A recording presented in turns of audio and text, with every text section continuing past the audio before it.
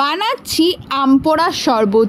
প্রচণ্ড গরম পড়েছে, তাই এই গরমে আমাদের চ্যানেল ও পেজে থাকবে এরকমই কিছু রিফ্রেশিং রেসিপি, যেগুলো আপনাদের আশা করি ভালো লাগবে। নয় আর কিছু ভালো লাগুক আর না লাগুক, যে ফলগুলো পাওয়া যায় সেগুলো কিন্তু আমাদের দারুণ লাগে। তাই এই ফল সিরিজে এটা আমার দ্বিতীয় নিবেদন। প্রথমটা রয়েছে ম্যাঙ্গো স্মুদিস মিল্ক, যেটার লিঙ্ক আমি ডেসক্রিপশন বক্সে দিয়ে দেব। বাড়ির এই গাছটি থেকে আমি 6টার মতো আম নিয়েছি এই শরবতটি বানানোর জন্য। এবার একটা বাটিতে একটু জল নিয়ে আমগুলোকে ভালো করে ধুয়ে নিলাম। তারপর গ্যাসের মধ্যে আমগুলোকে দিয়ে ভালো করে পুড়িয়ে নিলাম। খেয়াল রাখতে হবে আমের খোসা যেন পুরোপুরি পুড়ে কালো হয়ে যায়, তবেই ভিতরে গিয়ে আমটা সেদ্ধ হবে। এটা উনুনে করলে খুব ভালো হতো, পোড়া পোড়া গন্ধটা আরও ভালো করে বোঝা যেত। যেহেতু আমার উনুন নেই তাই আমি গ্যাসেই করলাম, কিন্তু খুব একটা যে পার্থক্য হবে তেমনটা নয়। আমটা পোড়ানো হয়ে গেলে 5 থেকে 10 মিনিটের মধ্যে রেখে দিতে হবে ঠান্ডা হওয়ার জন্য। আপনারা চাইলে জলের মধ্যে দিয়েও ঠান্ডা করে নিতে পারেন। বুঝতেই পারছেন খোসাটা পুরো কালো হয়ে পুড়ে গেছে, সেই জন্য খুব সহজেই খোসাগুলো উঠে আসছে। খোসা ছাড়ানো হয়ে গেলে আমরা এবার আটি থেকে আমের পাল্প বা শাঁসগুলো আলাদা করে নেব।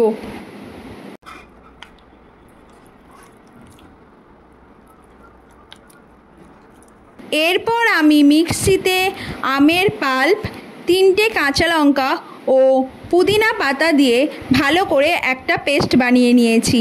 আপনারা কাঁচা লঙ্কা যদি ঝাল বেশি খেতে চান তাহলে একটু বাড়িয়ে দিতে পারেন। পেস্ট করার সময় আমি একটু সামান্য জল দিয়েছিলাম, কারণ মিক্সিতে বড্ড আটকে যাচ্ছিল। আপনারা চাইলে এই পেস্টটা 1 মাসের মতো সংরক্ষণ করতে পারেন, তবে এয়ারটাইট কন্টেনারে রাখলে কোনো অসুবিধা হবে না। এবার সাজানোর পালা। তার জন্য আমি একটা থালার মধ্যে অল্প নুন ও সামান্য লঙ্কা গুঁড়ো মিশিয়ে নিলাম।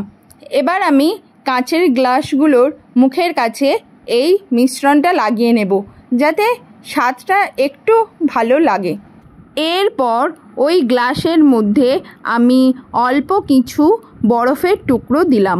তারপর ওর মধ্যে আমি 2 চামচ পেস্ট করা ম্যাঙ্গো পাল্প ও চিনি দিয়ে ভালো করে মিশিয়ে নিলাম। চিনির পরিমাণটা আপনি কতটা মিষ্টি খাবেন তার উপর নির্ভর করবে।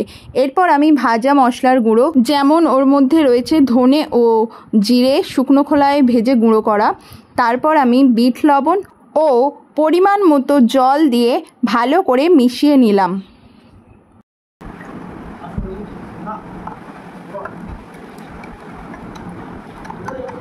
তারপর আবারও ওর মধ্যে 2 টুকরো বরফ ও সামান্য লঙ্কা গুঁড়ো ও পুদিনা পাতা দিয়ে পরিবেশন করুন আম পোড়ার শরবত।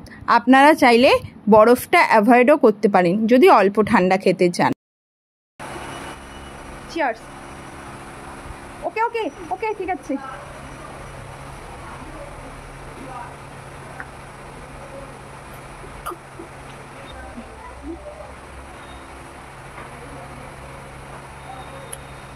কেমন হয়েছে?